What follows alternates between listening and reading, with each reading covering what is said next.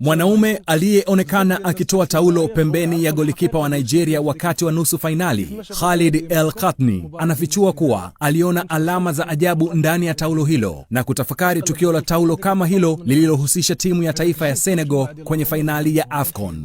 Anasema ya kwamba watu wengi wamewasiliana nami kutaka kujua ukweli wa kile kilichokuwa ndani ya taulo hilo. Wengi mliona kwenye mechi ya nusu fainali nilipotoa taulo kwa golikipa wa Nigeria. Nilipoangalia ndani ya taulo hilo nilikuta mfuko uliokuwa na alama zisizoeleweka na tuliziondoa. Baada ya muda wa nyongeza ikaja mikwaju ya penati na tukashinda. Katika fainali dhidi ya timu ya taifa ya Senegal, sote tulishuhudia jinsi mchezaji wa Senegal alivyong'ang'ania taulo hilo, hasa baada ya wao kugoma. Wakaingia kwenye vyumba vya kubadilishia nguo kisha wakatoka nje. Tuliona kile kilichotokea kwenye kupiga penati. Japo si mtu wa kuamini imani kama hizo, lakini kilichotokea kilifanya kuamini kuwa ni kweli kulikuwa na matambiko yanayofanywa kwa siri na kwamba kuna mambo yasiyo ya kawaida au yasiyo ya siri yaliyoathiri mechi hiyo.